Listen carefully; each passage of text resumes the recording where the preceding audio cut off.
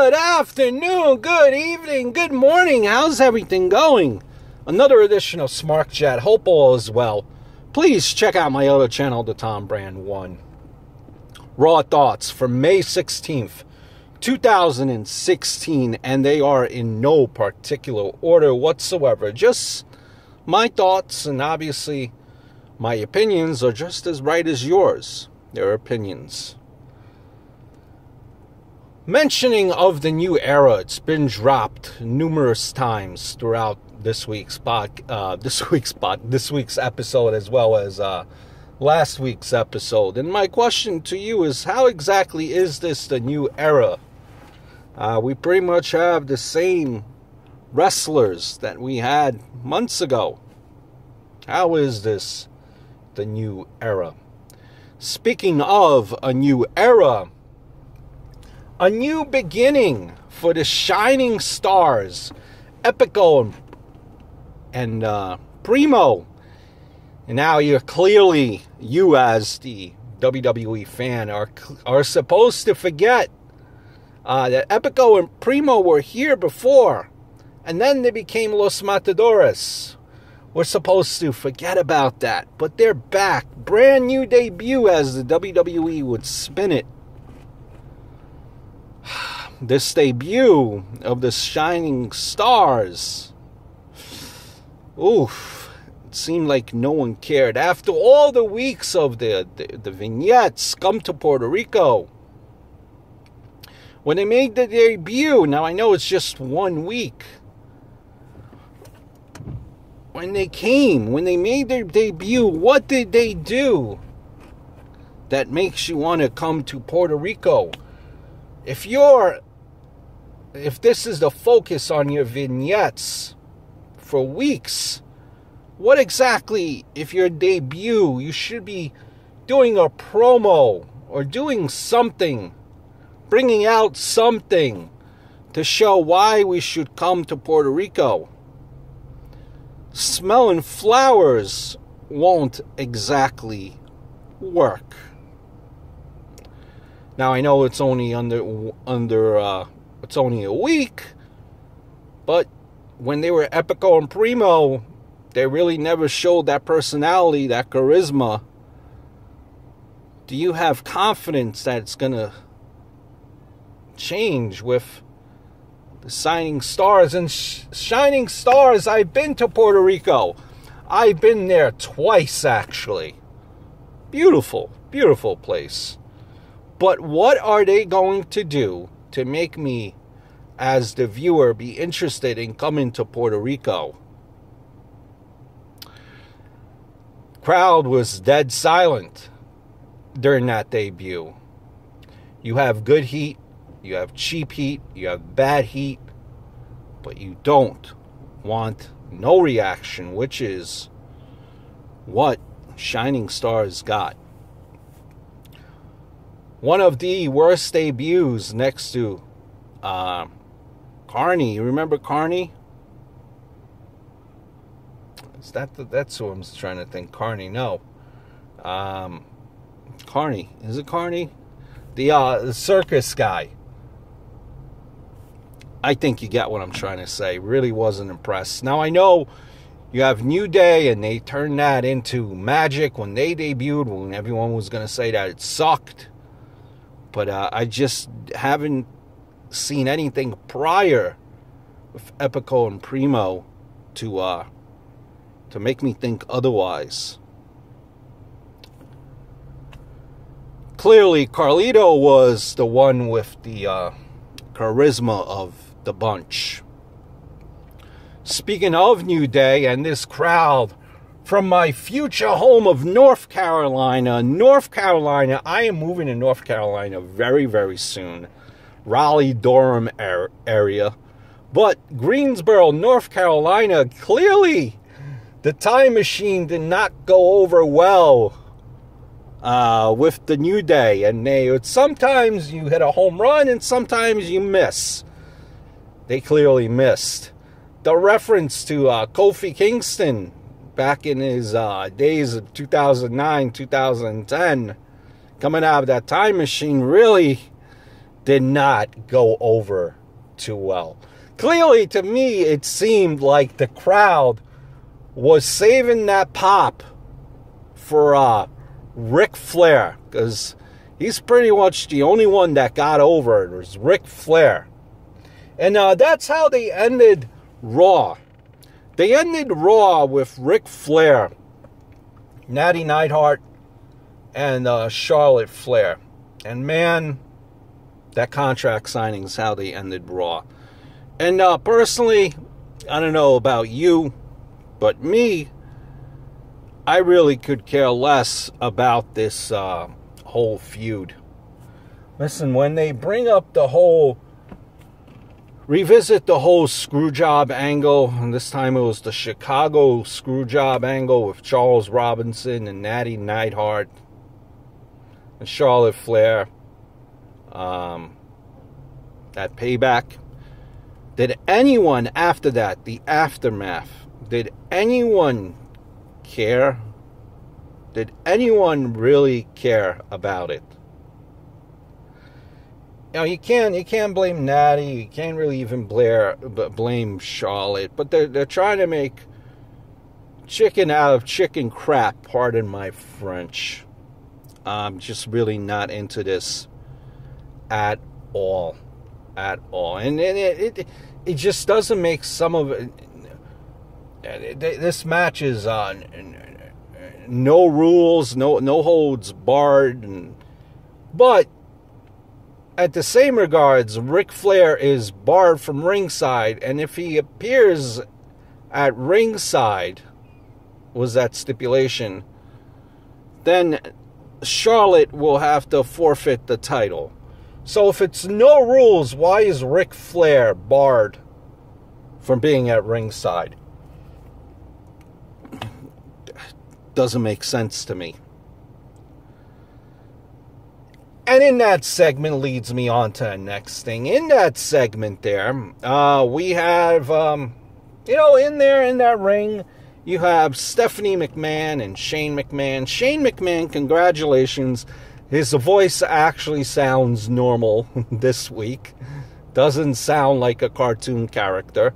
And it's Stephanie McMahon. Now, I'm sure we all know, now we know better, but maybe, is Stephanie McMahon being a face? That way she could sell a few books. She's coming out with a book, Memoirs of Stephanie McMahon. Is it just to sell a few books off that shelf there? How long do we see Stephanie being a quote-unquote face? When will this storyline progress? Sometime soon, I think, once you see Triple H, then you start to see this storyline develop between the two, because these two cannot be going be in unison for any time longer. I don't see it happening. Speaking of people not being over, like I mentioned earlier, man, AJ Styles got no reaction whatsoever in that opening segment. And Roman Reigns, yes, for all you Roman Reigns haters, Roman Reigns did get a reaction. Oh, yes, he did. He did. Stop acting. Stop with the Roman Reigns hate. But AJ Styles got no reaction. Again, Greensboro was saving that pop for they were saving that pop for Ric Flair. But yeah, in that segment, that opening segment, a match is made between the Club versus the Usos, with both Roman Reigns being in the Usos corner and AJ Styles being in the Club's corner. Now, the Club versus Usos, if you remember, the Club came out beast dominant, tearing shit up. And now, last couple of weeks, they've been losing, and I don't like the way the Club has been booked. I don't like the way that AJ Styles has been booked. Now, I get it. Not everyone has to win. But winning really doesn't do much for the Usos. I think it hurts more for the club more than anything, especially since they're new on TV. So I just don't like it. They've been, there's certain ways. Now, I understand the club could definitely lose some matches. But there's certain ways that you could lose matches, to where it doesn't look that bad. Because the club has been straight out being pinned. You could do it a roll-up with the Usos getting the victory, a count-out, or DQ, something like that. But I just don't like the way the club's been booked and how they're looking. They lose again on Raw in the club. And there's no way I could see AJ winning this upcoming pay-per-view. Same way goes for Natty Neidhart. No way I see her winning unless, it is by Ric Flair interfering somehow and it causes a distraction and Charlotte gets distracted and there you have the victory. No way I see Natty winning. Speaking of divas, the debut of Beth Phoenix. I'm sorry, that's Dana Brooke. Dana Brooke. She does look like Beth Phoenix to me, jacked up blonde. Liked the match.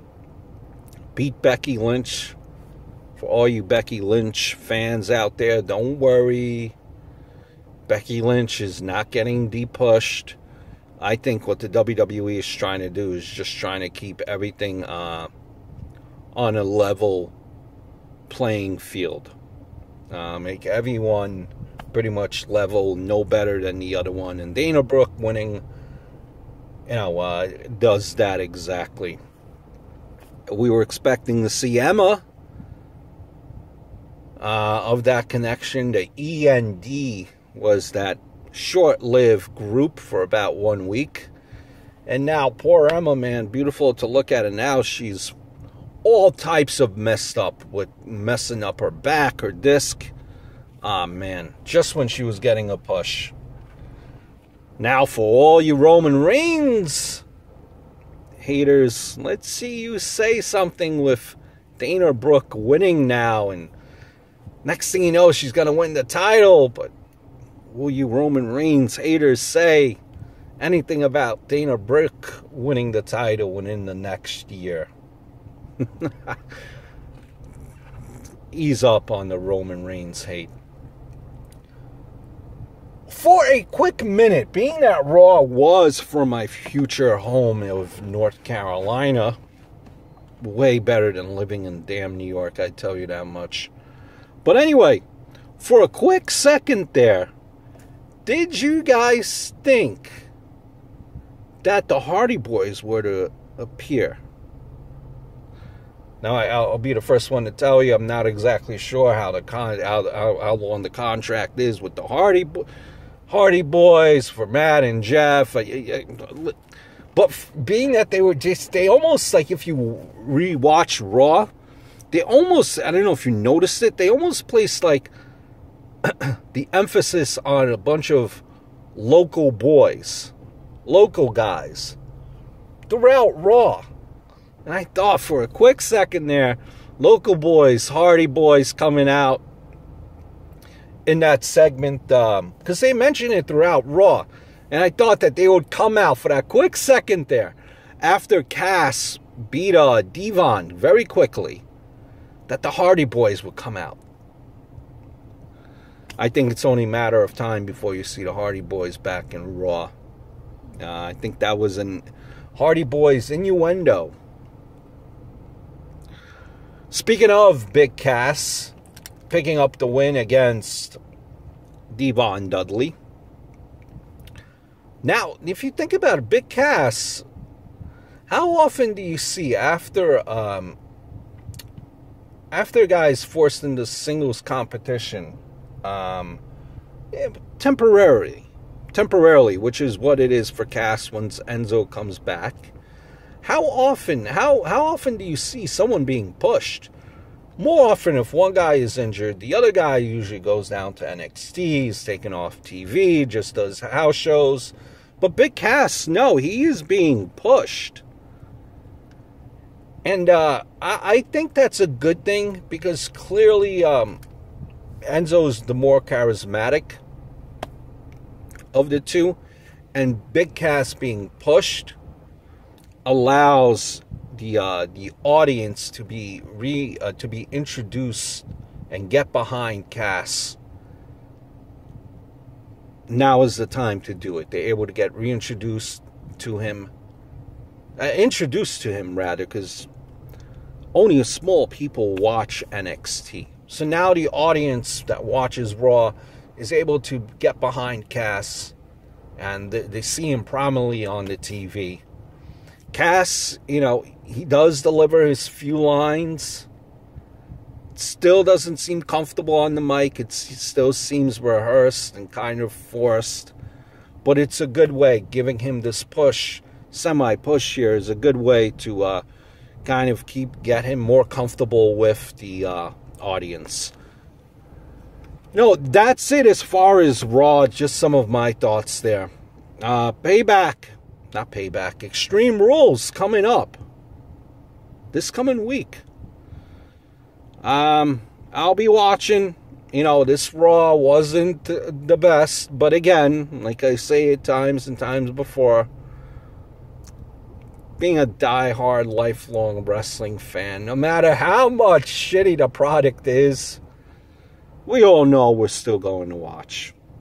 I hope all is well, and I look forward to speaking to you all very, very soon. Until then, stay classy.